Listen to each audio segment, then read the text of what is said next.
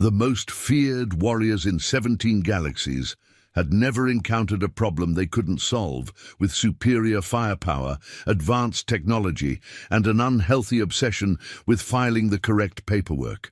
The Quilmarians had conquered over 9,000 worlds, using a combination of terrifying battle tactics and administrative efficiency that would make the most dedicated bureaucrat weep with joy.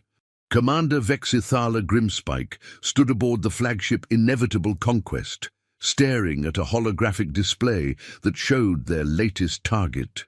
The planet appeared utterly unremarkable, blue and green and spinning with the sort of casual indifference that suggested its inhabitants had no idea they were about to become the 9,001st entry in the Quilmarian Empire's catalogue of conquered worlds. "Sir!" squawked Lieutenant Plumdry Fishwhistle, whose name had unfortunately survived 3 separate attempts at legal changes.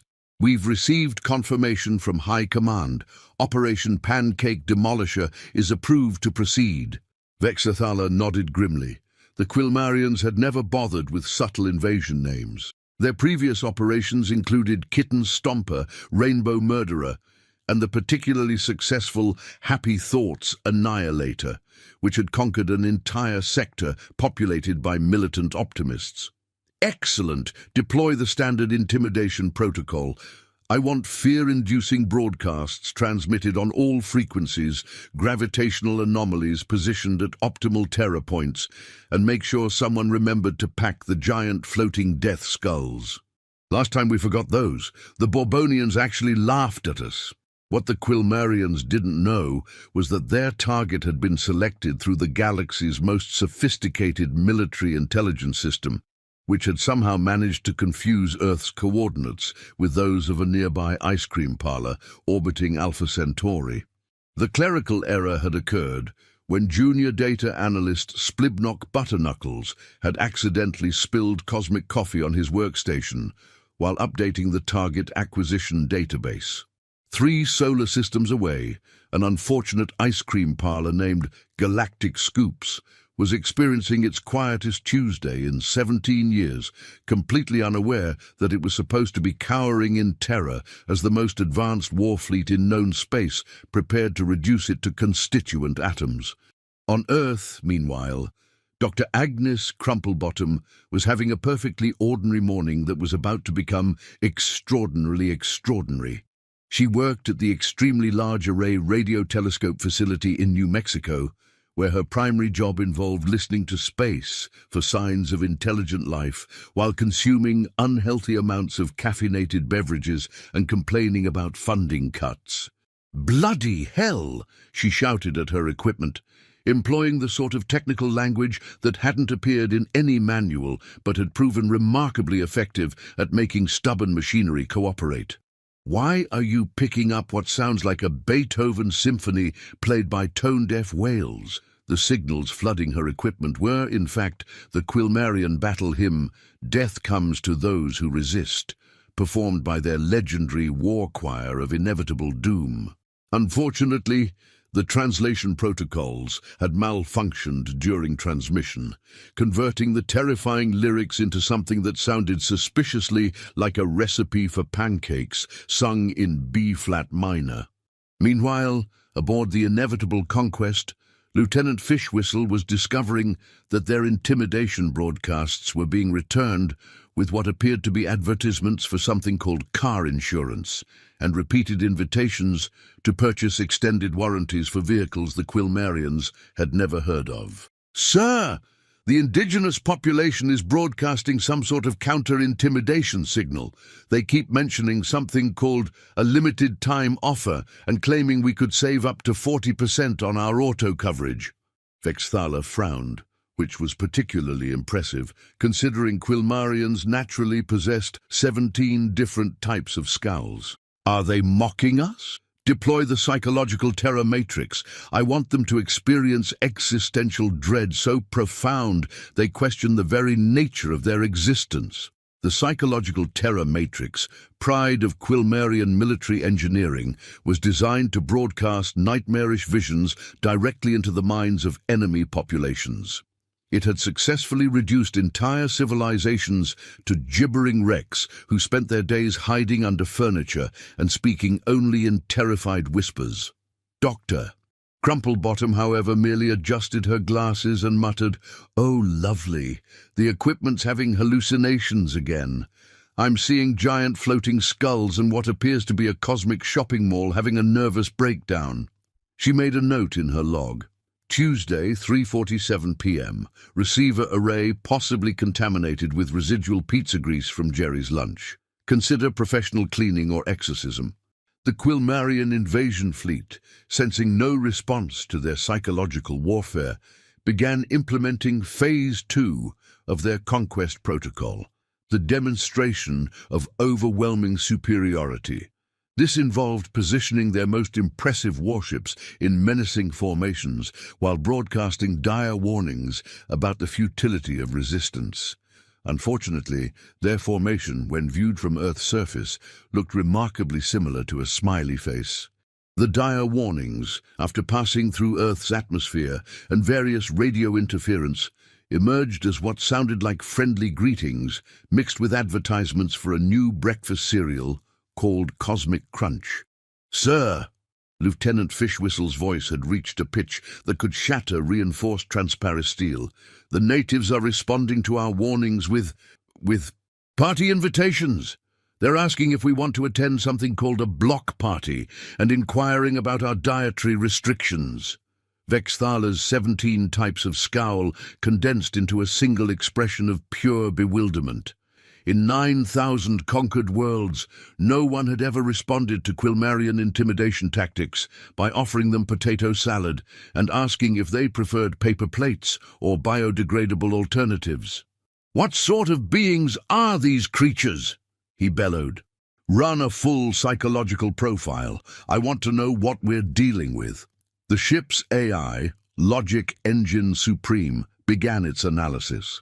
After processing 17 terabytes of intercepted human communications, it produced a report that made even its advanced circuits question their own sanity. "Commander Grimspike, analysis complete.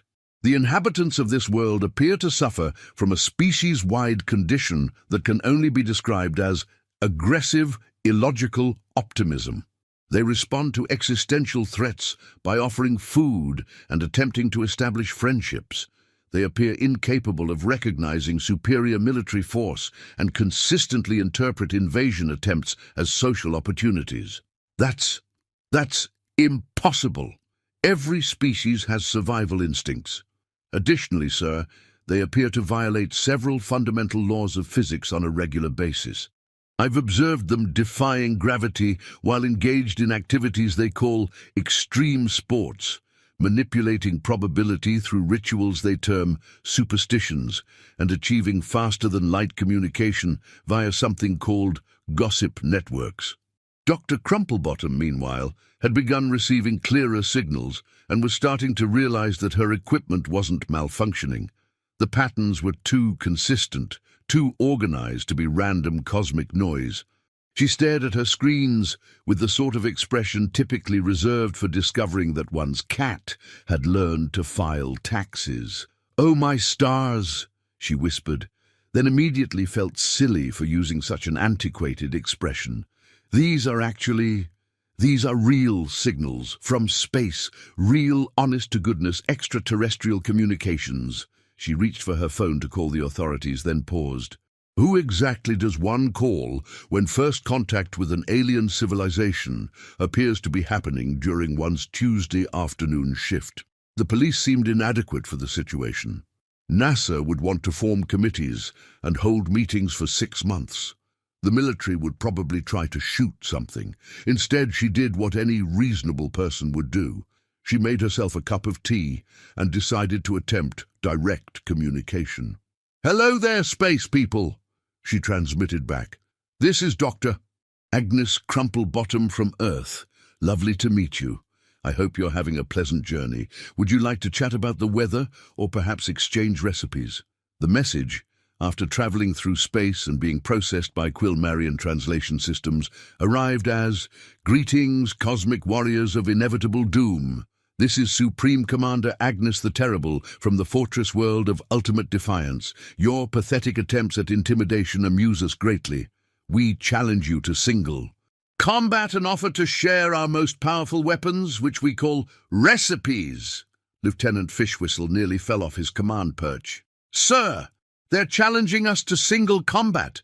This Supreme Commander Agnes the Terrible claims our intimidation tactics are amusing. She's offering to share their weapons technology. Vexthala had never encountered a situation like this in 17 years of successful conquests. Every species they'd faced had followed predictable patterns: terror, attempts at negotiation, desperate resistance, and finally submission. These humans seemed to be operating from an entirely different playbook, one written by someone with a serious head injury and an inexplicable fondness for friendly gestures. Deploy the Cultural Analysis Division. I want to understand these creatures before we proceed with Phase 3. The Cultural Analysis Division, led by Professor Glickmore's Ponderwobble, was the closest thing the Quilmarian military had to anthropologists. They specialized in understanding alien societies well enough to conquer them more efficiently. Within hours, they had produced a report that would go down in military history as the document that broke Professor Ponderwobble's sanity. Commander, I don't know how to explain this. These humans appear to base their entire civilization on controlled chaos. They've created social systems that shouldn't function, but somehow produce remarkable results. They wage war by arguing about it until everyone gets tired and goes home for dinner. They solve complex problems by having individuals with no expertise offer random suggestions, which they then implement with catastrophic success. What do you mean by catastrophic success? Sir, they've achieved interplanetary communication using devices they carry in their pockets, but they primarily use this technology to share pictures of food and small domesticated animals. They've developed medicine capable of extending their lifespans to unprecedented lengths, but they spend this extra time worrying about things that happened decades ago or might happen decades in the future. They've created weapons capable of destroying their entire world, but their greatest military victories have been achieved by individuals who got lost and accidentally wandered into enemy territory. Vexithala rubbed his cranial ridges, feeling the beginning of what humans would recognize as a headache. So, they're incompetent. No, sir, that's just it. They're terrifyingly competent at being incompetent. They've turned randomness into an art form. They've made uncertainty their greatest strength. They don't follow logical patterns because they've somehow transcended the need for logic. Meanwhile, Dr. Crumplebottom had been joined by her colleague, Dr. Reginald Bumblethwaite, who had arrived at the facility to collect some equipment and instead found himself witnessing first contact with an alien civilization. Agnes, what in the name of Newton's ghost are you doing? Having a chat with some aliens, Reggie? They seem a bit confused about something. I think there might be a language barrier issue. Aliens! You're casually having a conversation with extraterrestrial beings, and you didn't think to mention this sooner. Well, they contacted us first. It would have been rude not to respond. Besides, they seem perfectly pleasant. A bit dramatic with all the talk about doom and conquest, but I suspect that's just a cultural difference. Some civilizations probably express friendship through mock intimidation. It's quite anthropologically fascinating, actually. Doctor.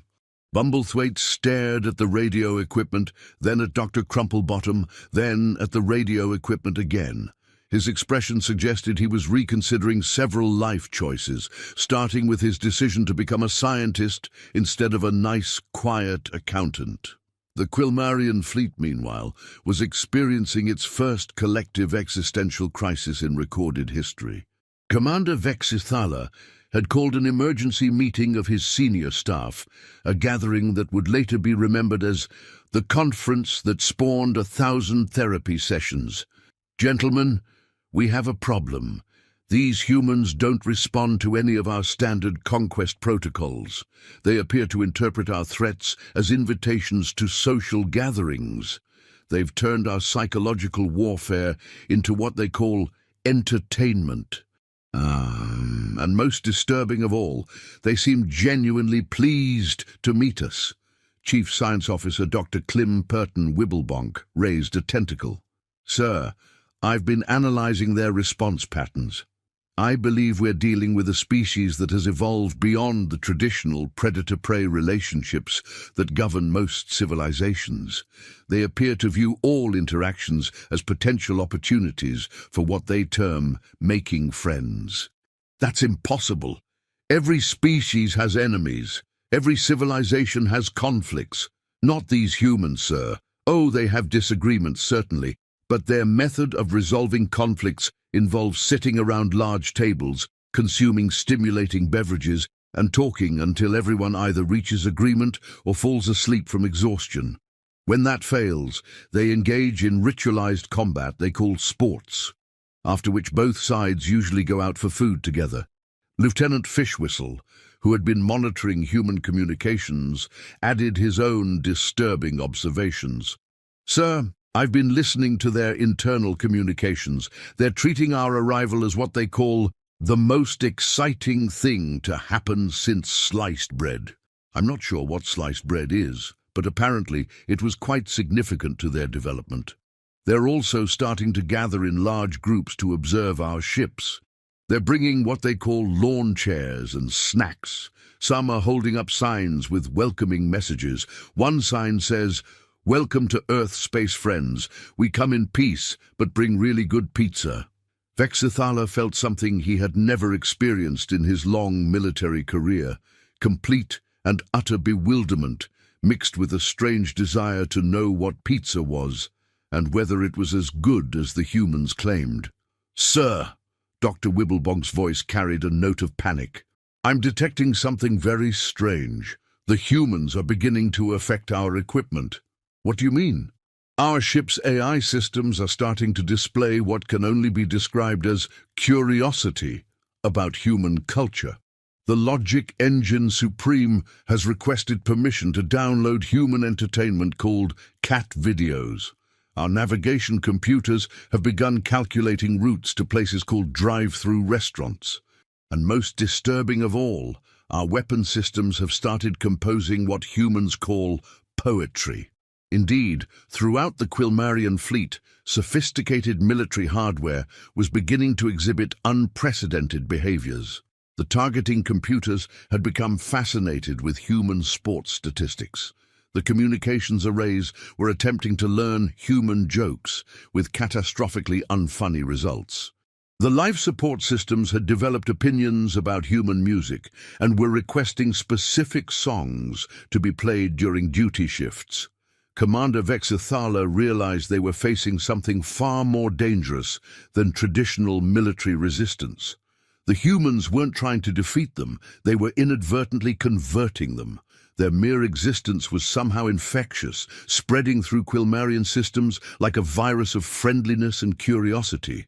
"Deploy the isolation protocols. Cut all communications. We need time to think." But it was too late. The damage had been done. The humans had already gotten into their heads, not through superior technology or military might, but through the simple act of being themselves. The Quilmarian invasion fleet, the most feared military force in 17 galaxies, was experiencing something unprecedented. They were starting to like their intended victims. Dr. Crumplebottom, blissfully unaware that she had just accidentally neutralized an interstellar invasion through the power of polite conversation, was making herself another cup of tea and wondering if the space people would enjoy some biscuits. Dr. Bumblethwaite had given up trying to understand the situation and was sitting in a chair, staring at nothing, occasionally muttering phrases like, "First contact protocol," and "This isn't in any manual." "Reggie, would you be a dear and fetch the good china from the cabinet? I suspect our new friends might appreciate a proper tea service when they decide to visit properly. It's only polite to make a good first impression." "Agnes, those aren't friends. They're aliens from space, with giant warships and weapons that could probably turn us into cosmic dust." "Oh, nonsense. Anyone who takes the trouble to send such elaborate greetings obviously has excellent manners." A bit theatrical, perhaps, but that's probably just their way. Besides, look at those lovely formations their ships are making. They're clearly putting a great deal of effort into making a good impression. Dr. Bumblethwaite looked at the data displays, which showed the Quilmarian fleet's current formation. To his horror, he realized Dr. Crumplebottom was right. What had started as a standard intimidation pattern had somehow evolved into something that looked suspiciously like a giant cosmic flower arrangement. Aboard the inevitable Conquest, the situation was deteriorating rapidly from a military perspective and improving dramatically from an anthropological one. The crew had begun requesting permission to respond to human communications. The ship's cafeteria systems had started experimenting with recipes based on intercepted human cooking shows. The waste recycling units had developed an inexplicable interest in composting and sustainable living practices. "Sir," Lieutenant Fishwhistle's report had reached levels of hysteria that required specialized vocal training. "The humans are escalating. They've sent us something called a care package." "A what?" "It appears to be a collection of items they consider representative of their culture. There are small discs called cookies, a beverage they claim will help us stay hydrated, and several objects with written messages expressing welcome and friendship. There's also something called a USB drive containing what they describe as Earth's greatest hits and funny cat videos for your viewing pleasure." Vexathala stared at the package, which had been transported to the ship via a small probe the humans had somehow launched despite having no apparent spacefaring civilization. The cookies smelled remarkably appealing. The beverage appeared to be some sort of fruit-based liquid, and the written messages were decorated with small drawings of flowers and smiling faces. This is psychological warfare of the most insidious kind. They're trying to lower our defenses through acts of kindness. Chief Science Officer Dr. Wibblebonk, who had been analyzing the care package, looked up from his instruments with an expression of profound confusion. "Sir, I don't think this is warfare at all. My scans indicate these items are exactly what they appear to be. Genuine gifts offered in friendship with no ulterior motive whatsoever." "That's impossible. No species offers gifts to an invading force. Sir, these humans appear to operate on principles that violate everything we know about interspecies relations. They're treating us like neighbors who just moved into the cosmic neighborhood." The revelation hit the Quilmarian command staff like a metaphorical freight train carrying literal confusion. They had spent their entire careers understanding the galaxy through the lens of conquest and domination. The concept of a species that responded to superior force with offers of friendship was so fundamentally alien to their worldview that several officers required immediate medical attention for acute cognitive dissonance. "Sir," the voice belonged to communications specialist Clib Morton Flibberty Gibbet, whose job involved monitoring all incoming transmissions. "We're receiving another message from the humans. This one is different. Different how? It's from someone called Jenny from accounting, who says she represents something called the Welcome Committee. She's asking if we have any dietary restrictions and whether we prefer vegetarian options. She also wants to know if our ships require specific atmospheric conditions for proper parking." The message continued with a detailed explanation of Earth's local customs, a list of nearby tourist attractions, and helpful suggestions for converting alien currency to local denominations. It concluded with an invitation to a Meet Your New Neighbors barbecue scheduled for the upcoming weekend, complete with directions to the nearest shopping center in case they needed supplies. Vexthala felt his worldview cracking like an egg dropped from a significant height. These humans weren't just immune to intimidation, they were actively trying to integrate the Quilmarian invasion fleet into their social structure. They were treating the arrival of the galaxy's most feared military force as a community event, requiring proper organization and refreshments. "Sir!" Dr. Wibblebonk's voice carried a note of scientific fascination mixed with existential terror. "I've completed a full analysis of human behavior patterns. You're not going to believe what I've discovered. At this point, I'm prepared to believe anything. These humans have somehow achieved a post-scarcity civilization, not through advanced technology, but through radical optimism. They've eliminated most forms of large-scale conflict by the simple expedient of assuming everyone wants to be friends and treating them accordingly until it becomes true. That should be impossible. It gets worse, sir. They've weaponized curiosity. Their entire scientific advancement is driven by individuals who see something interesting and decide to poke it with a stick to see what happens. They've achieved space communication not through military necessity, but because they wanted to see if anyone out there might like to chat. Vexithala sank into his command chair, overwhelmed by the implications. So what you're telling me is that we've encountered a species that has accidentally created the perfect defense against invasion through the simple expedient of being nice? Essentially, yes, sir. They've made aggression socially awkward. It's impossible to maintain proper intimidation when your intended victims keep offering you snacks and asking about your travel experiences. The next phase of the crisis began when Seaman Third-Class Blib Morton Chucklebucket, who had been assigned to monitor human entertainment broadcasts, made a discovery that would shake the foundations of Quilmarian military doctrine. Sir, I've been analyzing human recreational activities, and I've found something disturbing. More disturbing than aggressive hospitality and weaponized friendship. Sir, they have something called comedy, where they deliberately tell stories designed to make other humans emit rhythmic vocalizations of pleasure. And sir, they're really good at it. Seaman Chucklebucket had accidentally intercepted a human comedy special, and for the first time in his military career, he had experienced what humans call laughter. The sensation had been so unprecedented that he had initially reported it as a possible alien mind control attack.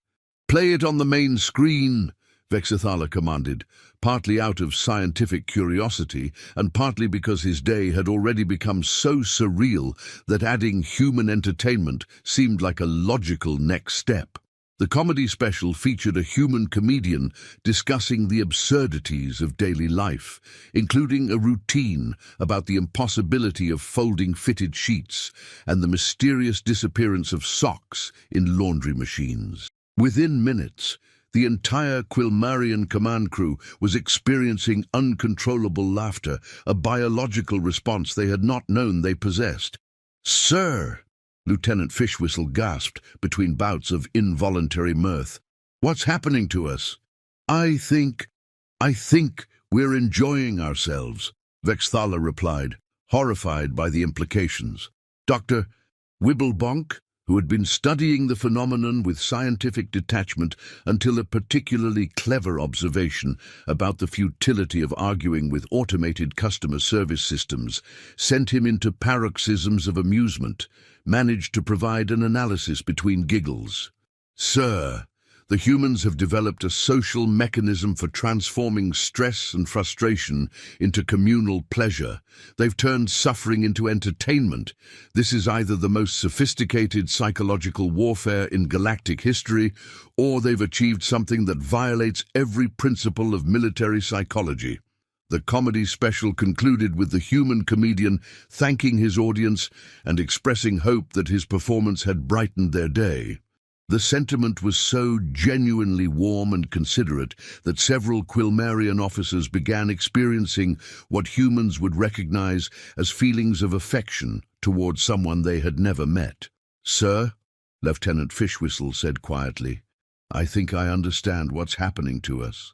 "Explain." "The humans aren't trying to defeat us. They're not even trying to defend themselves. They're trying to include us. They see us as potential friends who just happen to have arrived in warships." This observation landed on the command crew like a cosmic brick of pure enlightenment. For a species raised on competition, hierarchy, and earned respect, the concept of immediate, unconditional acceptance was both terrifying and irresistibly appealing. "Commander," Dr. Wibblebonk said with the tone of a scientist delivering revolutionary findings, I believe we're witnessing something unprecedented in galactic history. These humans have accidentally stumbled upon the ultimate evolutionary strategy, making everyone want to be on their team.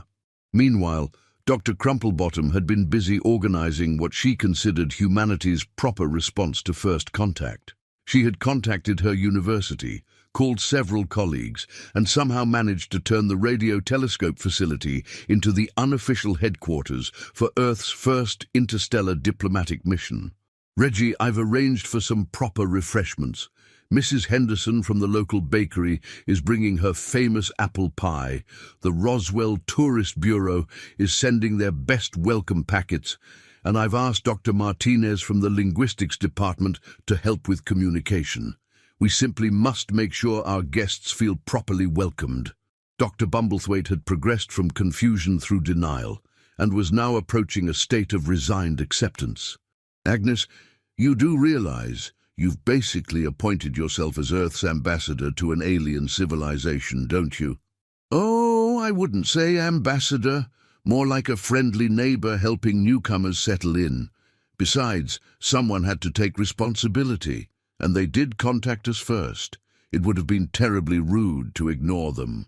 The growing collection of people at the radio telescope facility would have amused the Quilmarians if they had understood human organizational patterns. What had started as a simple scientific observation was rapidly becoming a grassroots first contact mission staffed entirely by volunteers who had heard about the excitement and decided to help. Mrs. Henderson arrived with apple pie and a thermos of coffee. Dr. Martinez brought translation dictionaries and a laptop computer. The local sheriff showed up to make sure everything stayed peaceful and ended up helping carry folding chairs. The mayor appeared with official welcome documents and a key to the city, just in case the aliens wanted something symbolic to remember their visit. "This is wonderful!" Dr. Crumplebottom beamed as she surveyed the growing crowd. "A proper welcoming committee. I'm sure our guests will appreciate the effort." By evening, the gathering had evolved into something resembling a cross between a scientific conference and a neighborhood block party. Someone had brought a portable generator to power the sound system. The local barbecue restaurant had sent over a selection of their best dishes, just in case the space folks are hungry. A group of amateur astronomers had arrived with telescopes, hoping to get a better look at the alien ships. Aboard the inevitable Conquest, long-range sensors were detecting the gathering humans with increasing alarm. "Sir, the indigenous population is mobilizing. We're detecting large groups converging on the original contact point. They appear to be bringing supplies." "Military supplies?" "No, sir. Food supplies and furniture, and what appears to be decorative banners." "Sir, I think they're organizing a party." Vexathala's military training had prepared him for many scenarios. Desperate last stands, cunning ambushes, technological surprises, even occasional requests for surrender terms. Nothing in his education had covered the possibility of an enemy population responding to invasion by organizing a welcoming celebration. "This is unprecedented. Consult the tactical manual. There must be some protocol for dealing with aggressively friendly natives." Lieutenant Fishwhistle frantically searched through the Quilmarian military code, a comprehensive document covering every conceivable combat situation encountered in 9,000 conquered worlds. After several minutes, he looked up with an expression of pure bewilderment. "Sir, the manual does contain a section on psychological warfare through apparent friendliness, but it assumes such behavior is a deceptive tactic designed to lower our defenses before a surprise attack. There's no protocol for genuine friendliness backed by actual welcoming behavior and homemade baked goods." The Quilmarian invasion fleet found itself in the unprecedented position of being militarily prepared for every possible hostile response, while being completely helpless against sincere hospitality. Their weapons could level cities, their shields could deflect any known form of attack, and their computers could calculate optimal strategies for conquering entire star systems. None of this technology was any use against opponents who insisted on treating them like welcome guests. "Sir!" Communication specialist Flibberty Gibbet was receiving another transmission. "The humans are requesting information about our preferred musical styles. They want to make sure the entertainment at their gathering is appropriate for our cultural tastes. They're also asking if any of our crew members have food allergies." Food allergies? They're worried about our digestive comfort? Yes, sir. And they've sent additional information about local customs, including something called potluck etiquette and guidelines for appropriate conversation topics at social gatherings. Dr. Wibblebonk, who had been monitoring the situation with scientific fascination, made another disturbing discovery. "Sir, our crew is beginning to respond to human friendliness. I'm detecting elevated levels of curiosity hormones throughout the ship. Several crew members have privately asked if they could attend the human gathering. This is a military vessel. We don't attend parties. Sir, with respect, we've never encountered a species that responds to military intimidation by offering to share recreational activities. The crew doesn't know how to process friendliness directed at them personally rather than at abstract diplomatic entities." The truth was that the Quilmerian military, despite its fearsome reputation, was composed of individuals who had never experienced genuine warmth from strangers. Their society was hierarchical, formal, and based on earned respect through demonstrated competence. The human approach of offering immediate acceptance and kindness without requiring proof of worthiness was psychologically overwhelming. "Sir," Lieutenant Fishwhistle's voice had reached frequencies that were affecting nearby electronic equipment. "The humans have sent us a schedule. They've organized their welcoming activities into specific time slots. There's going to be a meet and greet, followed by a cultural exchange session, and concluding with something called a dance party."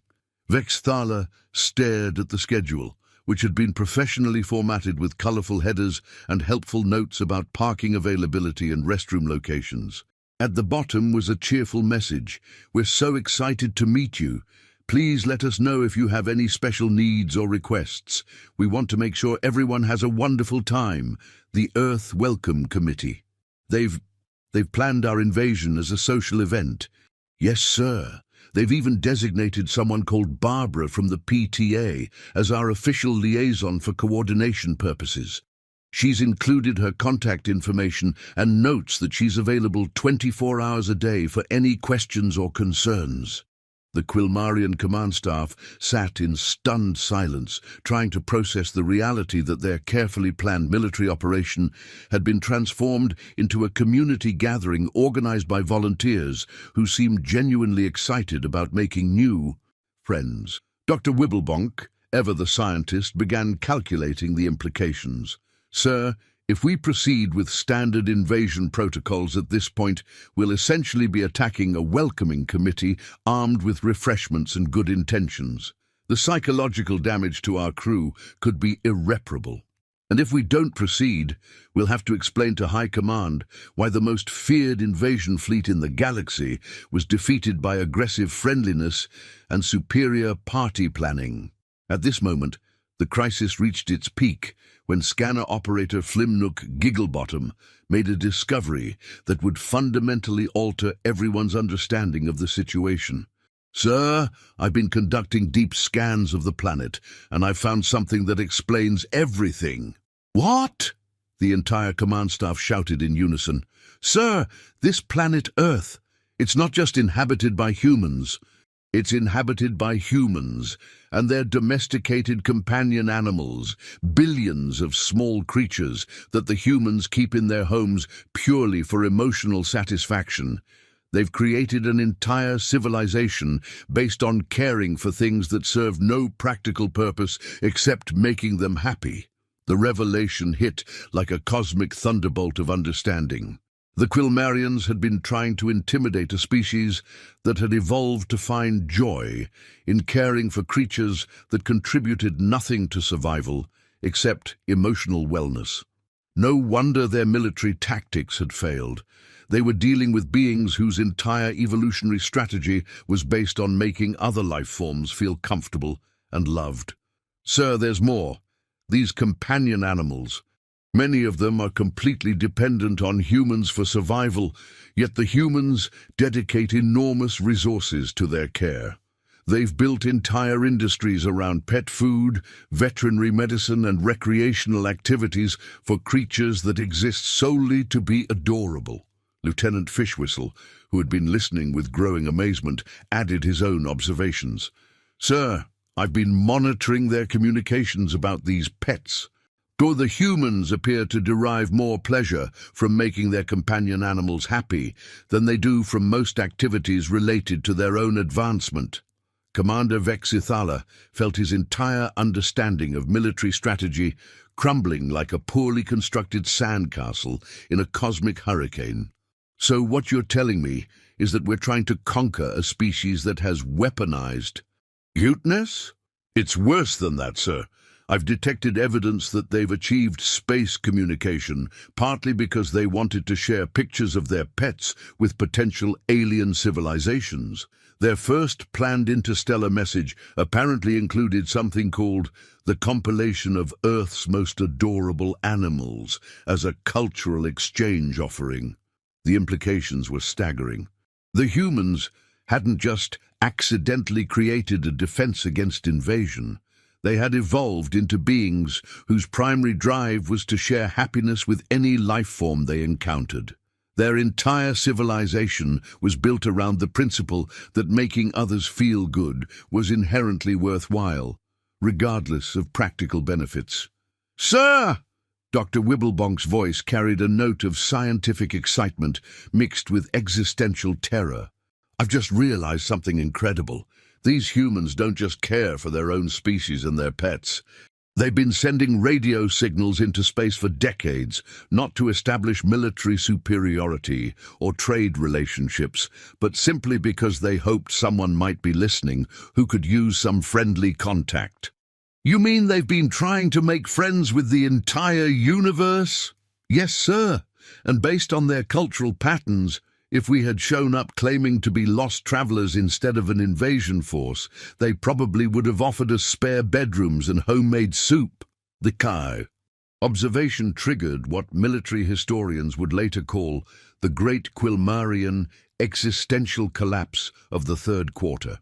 Across the fleet, warriors who had spent their entire lives believing in the necessity of conquest and the inevitability of conflict were forced to confront the possibility that maybe, just maybe, there was a better way to live. Commander, Lieutenant Fishwhistle said quietly, I think we need to seriously consider the possibility that we're the ones who've been doing everything wrong. What do you mean, sir? In 9,000 conquered worlds, we've never encountered a single civilization that seemed genuinely happy to meet us. Every species either cowered in terror, fought desperately, or tried to bargain for their lives. But these humans, they're excited. They're treating our arrival like the best thing that's happened to them all year. Vexithala pondered this observation while staring at the tactical display, which now showed the human gathering had grown to include what appeared to be a small orchestra, several food trucks, and someone setting up carnival games. So, what are you suggesting, Lieutenant? Sir, what if we actually attended their welcoming party? The suggestion hung in the space between them, like a neutron star of pure impossibility. Attend a party thrown by their intended conquest targets, participate in social activities with beings they were supposed to be subjugating, accept hospitality from creatures whose planet they had come to claim for the Empire. Lieutenant, that's the most ridiculous thing I've ever heard. Yes, sir. It violates every principle of military protocol. Absolutely, sir. High Command would demote us to custodial duty on the waste processing station of eternal shame. Without question, sir. When do we launch the shuttles? And so began what would later be recorded in galactic history as the most successful invasion that wasn't actually an invasion but turned out better than anyone expected. The Quilmarian High Command when they eventually learned of these events, would spend months trying to classify the mission as either a complete failure or a revolutionary success, ultimately settling on a new category. Administratively impossible, but strategically beneficial. Dr. Crumplebottom, meanwhile, had been busy transforming the radio telescope facility into what she considered a proper venue for interstellar diplomacy. The local community had rallied with the sort of enthusiasm typically reserved for organizing charity bake sales or volunteer fire department fundraisers. "Excellent work, everyone," she announced to the assembled volunteers. "We have refreshment stations, translation assistants, cultural exchange displays, and Mrs. Peterson has even brought her famous 7-layer cake. I do believe we're ready to welcome our new neighbors properly." Dr. Bumblethwaite, who had given up trying to apply standard scientific protocols to the situation, was helping string up welcome banners while muttering about the complete absence of this scenario in his graduate training. "Agnes, you do realize that if this goes poorly, it could end human civilization as we know it." "Oh, nonsense, Reggie. Look at all the effort they've put into those lovely ship formations. Anyone who takes such care with presentation obviously appreciates good manners. Besides, what's the worst that could happen? If they don't like the refreshments, we can always order pizza." The Quilmarian shuttle descended toward Earth, carrying a crew that had never been more confused about their mission parameters. Commander Vexthala sat rigidly in his formal dress uniform, trying to remember everything he'd hastily learned about human social customs from the cultural briefing materials they'd managed to compile. "Remember," he addressed his landing party, which consisted of Lieutenant Fishwhistle, Dr. Wibblebonk, communication specialist Flibberty Gibbet, and cultural analyst Professor Ponderwobble, who had volunteered for the mission partly out of scientific curiosity, and partly because he was still recovering from his psychological breakdown and thought face-to-face contact might provide therapeutic clarity. "We are conducting a reconnaissance mission disguised as a social visit. Our objective is to gather intelligence about human capabilities while maintaining the pretense of friendly cultural exchange." "Sir," Dr. Wibblebonk interjected gently, "based on our observations, I don't think we need to pretend anything. The humans appear to be genuinely interested in friendly cultural exchange. That's what makes them so dangerous, Doctor. They've weaponized sincerity." The shuttle landed in the designated area, which had been marked with what appeared to be colorful fabric triangles strung between poles, creating a festive atmosphere that reminded several crew members of childhood celebrations they had long forgotten.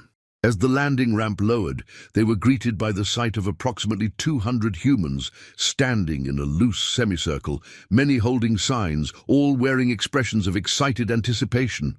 Dr. Crumplebottom stepped forward, resplendent in what appeared to be her finest dress, carrying a small bouquet of flowers that she had picked from her own garden specifically for the occasion. "Welcome to Earth," she called out cheerfully. "I'm Dr. Agnes Crumplebottom, and on behalf of everyone here, we're absolutely delighted you could join us. I hope you had a pleasant journey." Commander Vexithala emerged from the shuttle, expecting, well, he wasn't entirely sure what he had expected, but it certainly wasn't a middle-aged human woman in floral print offering him flowers while a crowd of other humans applauded politely as if he had just won a local talent competition. That is to say," he began, his prepared speech about the inevitability of submission completely inadequate for the current situation. "We are pleased to be here." The response from the gathered humans was immediate and overwhelming. Cheers, applause, and what appeared to be several people wiping away tears of joy. Someone had brought a camera and was documenting the moment. A small brass band began playing what sounded suspiciously like "Welcome to Our Town," in a musical style that suggested they had learned it specifically for this occasion. "Oh, wonderful!" Dr. Crumplebottom beamed. "You speak English. That makes everything so much easier. Now, I hope you don't mind, but we've prepared a small welcome reception. Nothing too elaborate, just some local specialties and an opportunity for everyone to get acquainted. Would that be agreeable? Lieutenant Fishwhistle leaned over to whisper urgently in Quilmarian, "Sir, I think they're trying to capture us with kindness." "I know," Vexthala whispered back, "but I don't know how to resist it." Dr. Martinez, the linguistics professor, approached with a tablet computer and a hopeful expression. "Excuse me, but would you mind if we attempted to establish better communication protocols? I've been working on some translation programs, and I'd love to improve our ability to understand each other." Professor Ponderwobble, whose job it was to analyze alien cultures, found himself facing the unprecedented challenge of studying beings who appeared to have no hidden agendas, no deceptive tactics, and no apparent desire for anything beyond making their visitors feel comfortable and welcome. "This is extraordinary," he muttered in Quilmarian to Dr. Wibblebonk.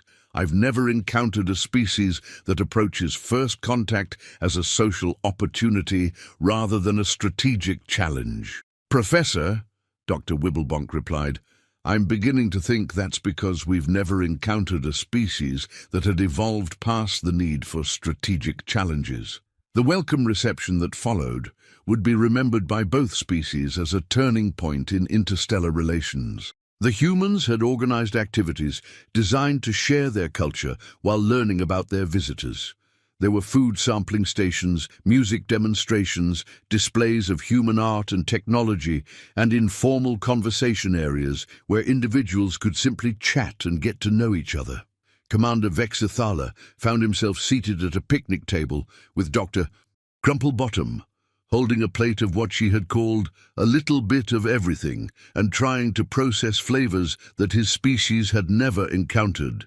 The apple pie was particularly revelatory, achieving a combination of sweetness, texture, and warmth that triggered responses in his brain he hadn't known existed. "This is," he began, then paused to take another bite. "This is quite remarkable." "Oh, I'm so pleased you like it. Mrs. Henderson will be absolutely thrilled. She's been baking for 60 years, and she always says the secret is using apples from her own orchard and adding just a touch of cinnamon. Would you like me to get you the recipe?" The idea that someone would freely share the secrets of their culinary achievements struck Vexithala as so fundamentally generous that he momentarily forgot he was supposed to be conducting intelligence gathering. "You would share your food preparation techniques?" "Of course. That's how recipes work. The more people who can make delicious things, the more delicious things there are in the world. It's really quite simple." Dr. Wibblebonk, who had been observing human social interactions with scientific fascination, joined the conversation. "Dr. Crumplebottom, may I ask you something? How do your people resolve conflicts between different groups?" "Oh, well, we try to talk things out, of course. Sometimes it takes a while, and sometimes people have to agree to disagree, but generally, we find that most problems can be solved if everyone sits down with some good food and actually listens to each other." "Why? How do your people handle disagreements?" The question hit both Quilmarians like a brick of pure enlightenment wrapped in innocent curiosity. How did they handle disagreements? By determining who had superior military strength and forcing the weaker party to submit. The concept of actually listening to opposing viewpoints while consuming pleasant refreshments was so alien to their experience that they both sat in stunned silence for several moments. We use different methods," Vexithala finally managed. "Oh, cultural differences are so fascinating. I'd love to learn more about your approaches.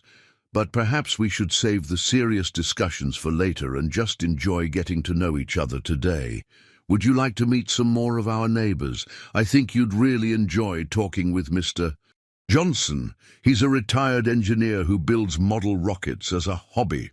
Meanwhile, Lieutenant Fishwhistle had become involved in what humans called lawn games, and was discovering that competitive activities didn't have to end with anyone being conquered or humiliated. The concept of games played purely for entertainment, where the primary goal was for all participants to have fun, was so revolutionary that he had to sit down and reconsider several fundamental assumptions about the nature of competition. Communications specialist Flibbertigibbet had been adopted by a group of amateur radio operators who were excited to share their hobby with someone who understood advanced communication technology. They had quickly become engrossed in technical discussions about signal propagation, frequency modulation, and the challenges of long-distance communication, discovering that despite vast differences in technology and origin, the fundamental joy of connecting with distant others was remarkably universal. Professor Ponderwobble had found himself surrounded by human academics who were absolutely thrilled to meet someone from another world and eager to engage in comparative cultural studies. They had provided him with more anthropological data about human civilization in 2 hours than his team had gathered in weeks of observation, and all of it was offered freely and enthusiastically by people who simply wanted to share knowledge and learn from others. As the evening progressed, something unprecedented happened in Quilmarian military history. The invasion force began to relax. The combination of good food, genuine hospitality, and interactions with beings who were genuinely interested in them as individuals rather than as representatives of a military threat created an atmosphere that none of them had ever experienced. "Sir," Lieutenant Fishwhistle approached Commander Vexthala during a quiet moment. "I need to report something unusual." "What is it, Lieutenant?" "Sir, I think I'm starting to like these humans. Not in a strategic sense, not because they might be useful allies, but just personally. They're genuinely nice people who seem to care about making others feel welcome and happy." Vexithala nodded slowly. "I've been having similar thoughts, Lieutenant. It's most disturbing from a military perspective." "Sir, what are we going to tell High Command?" The question hung between them like a cosmic puzzle with no obvious solution. How do you report that an invasion had been defeated not by superior technology or military strategy, but by apple pie and genuine interest in cross-cultural friendship? "I think," Vexthala said carefully, "we're going to have to be very creative with our mission reports." As the evening drew to a close, Dr. Crumplebottom approached the Quilmarian delegation with a warm smile and an invitation that would change the course of galactic history. "This has been absolutely wonderful. I hope you've enjoyed yourselves as much as we have. Now, I know you probably have important space-traveling business to attend to, but if you'd ever like to visit again, you're always welcome. And if any of your friends would like to come meet us, we'd be delighted to organize another gathering." The offer of ongoing friendship, extended without conditions or expectations of reciprocal benefit, struck the Quilmarian officers with the force of a revelation. Here was a species offering unlimited acceptance and hospitality to beings they had known for less than a day, asking nothing in return except the opportunity to continue learning from and sharing with others. Commander Vexithala found himself making a decision that would have been unthinkable 12 hours earlier. "Dr. Crumplebottom, we would be honored to accept your invitation, and yes, I believe several of our colleagues would very much enjoy meeting your people." "Wonderful! I'll start organizing a proper welcome program. Oh, this is so exciting. Reggie, we're going to need to expand the refreshment planning committee." As the Quilmarian shuttle lifted off from Earth's surface, carrying a crew whose entire worldview had been fundamentally altered by exposure to aggressive hospitality and weaponized kindness, none of them realized that they were returning to their fleet as unwitting ambassadors of a revolutionary concept, that maybe, just maybe, the galaxy didn't have to be a place where strength was measured by the ability to dominate others. Back aboard the inevitable conquest, the returning officers faced the monumental task of explaining to their crew why their reconnaissance mission had ended with dinner invitations and promises to return for a potluck supper the following week.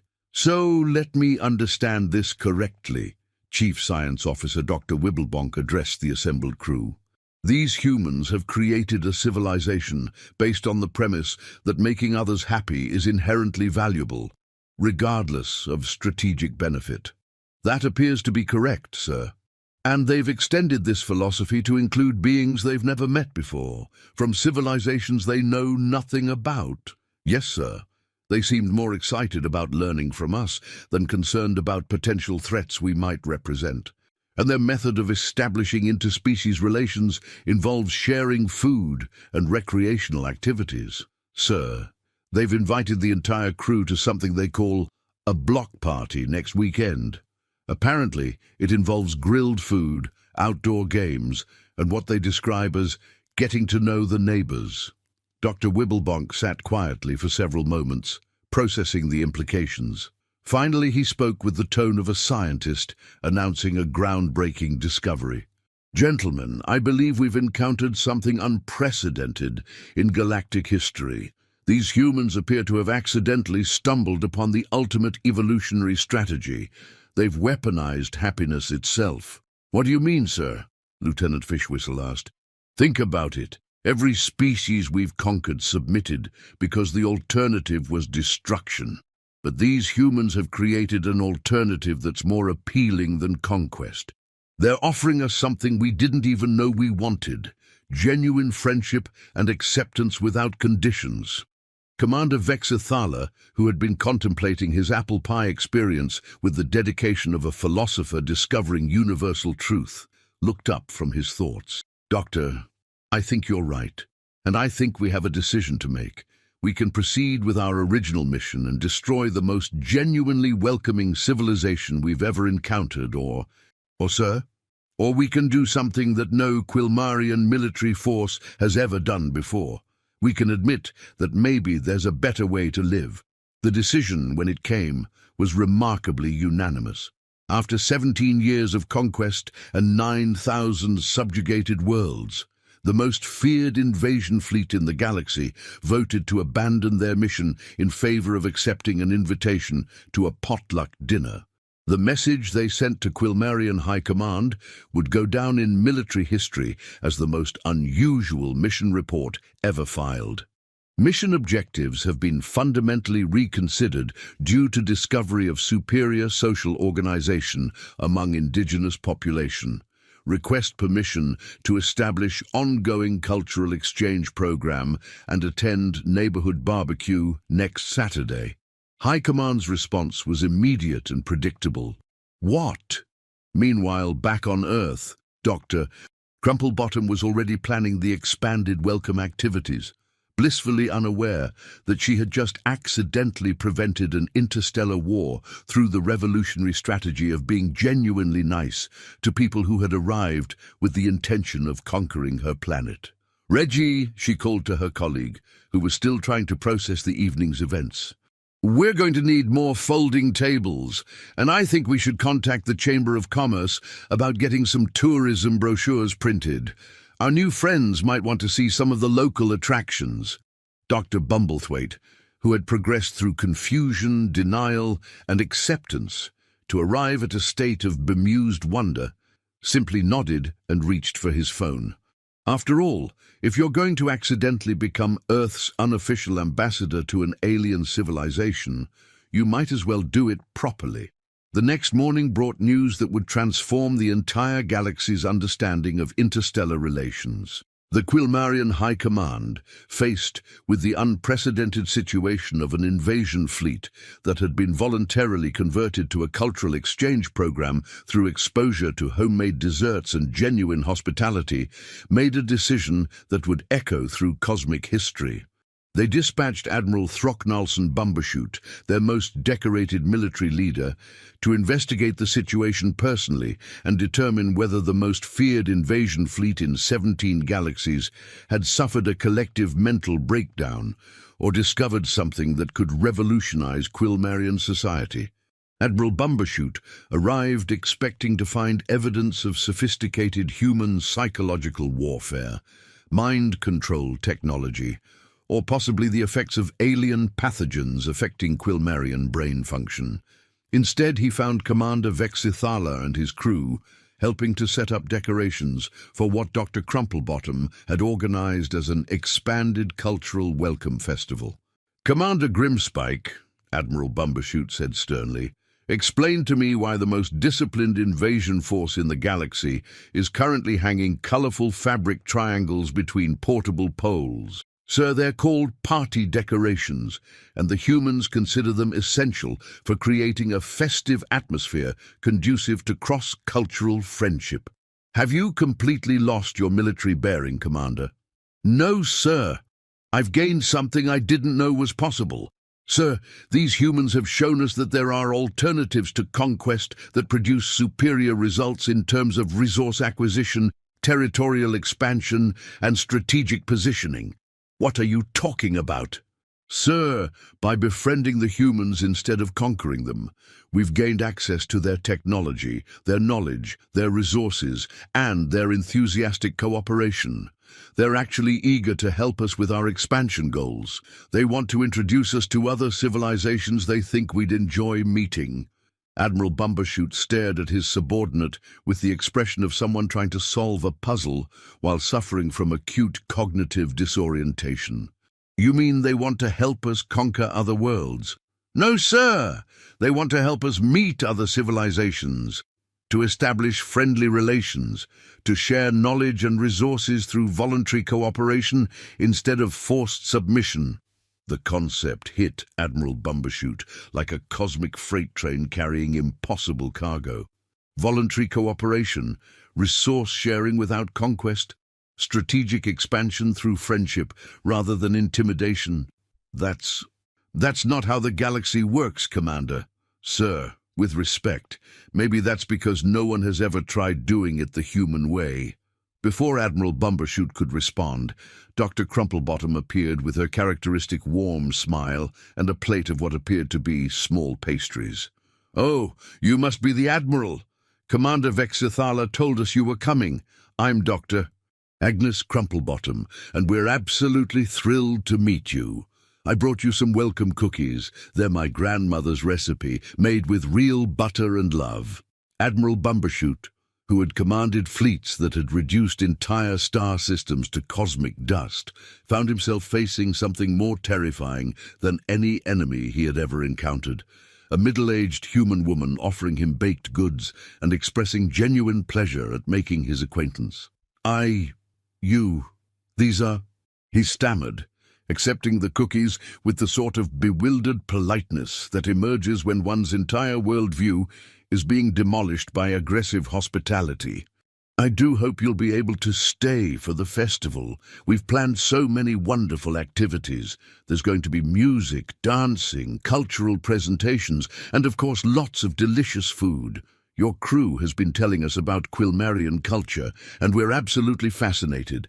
Did you know that your people have developed 17 different types of artistic expression through scowling? It's remarkable." Admiral Bumbershoot took a bite of the cookie, expecting nothing more than basic sustenance. Instead, he experienced what humans would recognize as a moment of pure, simple pleasure. The combination of sweetness, texture, and warmth triggered responses in his brain that had nothing to do with military strategy or strategic advantage, and everything to do with the basic joy of experiencing something delightful. "This is..." he began, then stopped to take another bite. "This is quite extraordinary." "Oh, wonderful. I'm so glad you like them." "Mrs. Patterson down the street makes even better ones. She uses a secret ingredient that she's promised to share with anyone who wants to learn. Isn't that generous of her?" The casual mention of sharing valuable knowledge with strangers struck Admiral Bumbershoot as either the most sophisticated intelligence operation he had ever encountered, or evidence that these humans operated according to principles that violated everything he understood about survival and competition. "Why would she share her secret ingredient?" he asked, genuinely puzzled. "Well, why wouldn't she? The more people who can make delicious cookies, the more delicious cookies there are in the world. Everyone benefits. It's really quite simple when you think about it."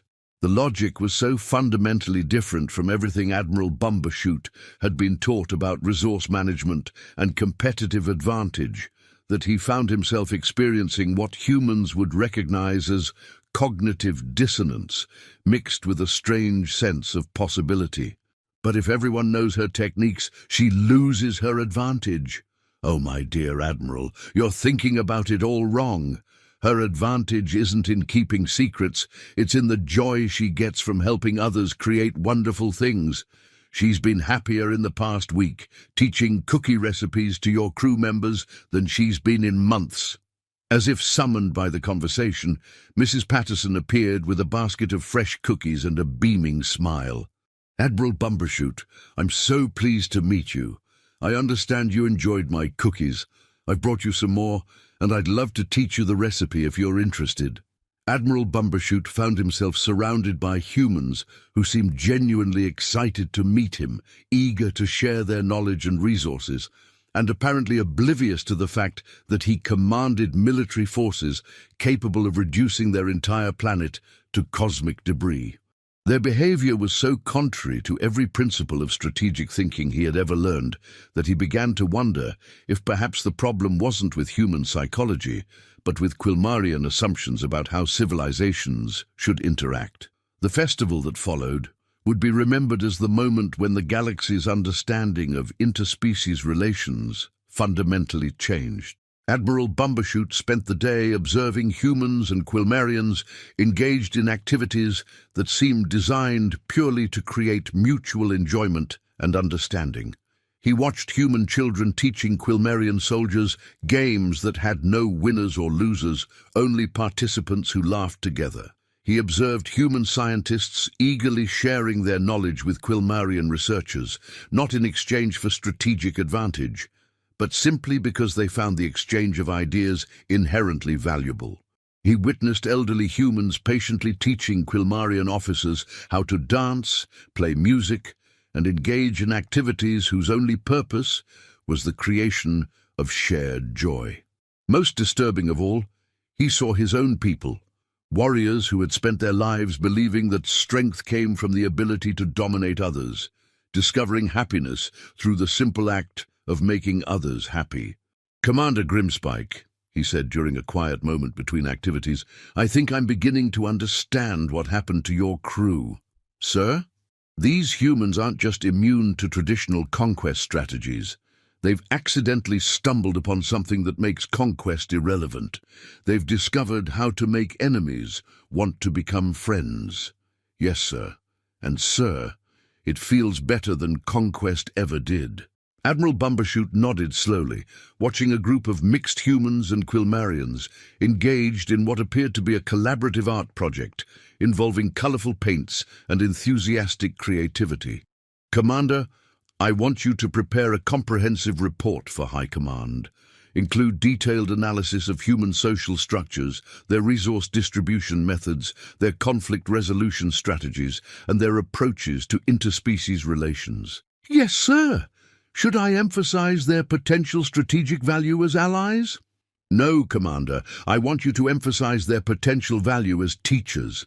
The report that eventually reached Quilmarian High Command would trigger what historians later called the Great Galactic Paradigm Shift.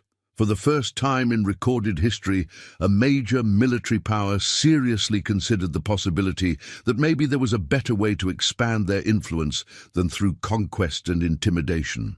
The decision came after weeks of debate, analysis, and what one High Command member described as the most uncomfortable period of philosophical reflection in military history. The Quilmarian Empire, after careful consideration of the evidence, officially changed their expansion strategy from conquest through superior force to growth through voluntary alliance based on mutual benefit and shared resources. The announcement sent shockwaves through the galaxy. The most feared military force in known space had been converted to a philosophy of aggressive friendship by a species that had achieved interstellar significance by accident and maintained it through the revolutionary strategy of being genuinely nice to everyone they met. Other galactic civilizations, faced with the unprecedented sight of Quilmarian fleets arriving not with demands for submission, but with invitations to cultural exchange programs and offers of technological cooperation, began to reconsider their own approaches to interstellar relations. Dr. Grumplebottom, meanwhile, had been elected by unanimous consent of the improvised Earth Welcome Committee to serve as the official coordinator of what was rapidly becoming the galaxy's first successful interspecies social program. She had accepted the position with characteristic enthusiasm and immediately begun planning what she described as a proper introduction party for all our new friends. "Reggie," she called to Dr. Bumblethwaite, who had been appointed as her assistant, primarily because he was the only person who had witnessed the entire process from the beginning, and was therefore considered qualified to help organize galaxy-wide friendship initiatives despite having no training in interstellar diplomacy. "We're going to need a much larger facility. Admiral Bumbershoot says there are at least 47 other civilizations that the Quilmarians think we'd enjoy meeting. We simply must make sure everyone feels properly welcomed." Dr. Bumblethwaite, who had adapted to his new role with the resigned competence of someone who had given up trying to apply normal logic to extraordinary situations, was already making notes about venue requirements and catering logistics. "Agnes, do you realize that you've accidentally become the galaxy's unofficial director of interspecies social activities?" "Oh, I wouldn't say director. More like a friendly coordinator helping everyone get acquainted.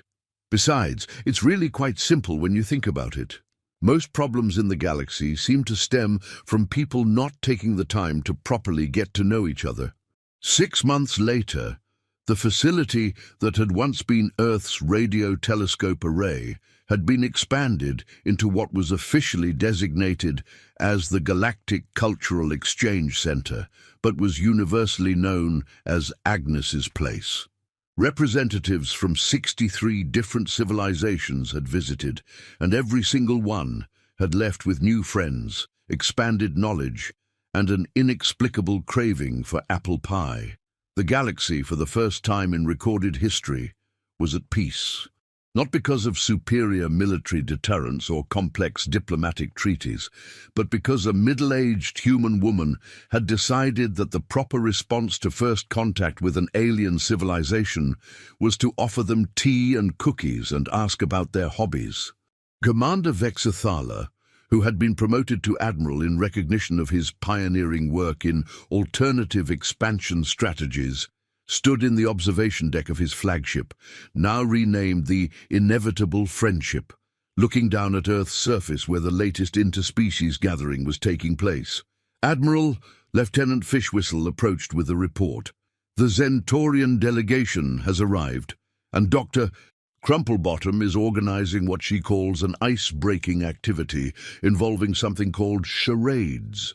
The plasma beings from Rigel 7 are particularly enthusiastic participants."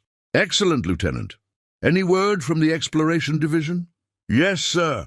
They've made contact with 3 new civilizations this week, all of whom have accepted invitations to next month's Galactic Potluck and Cultural Appreciation Festival.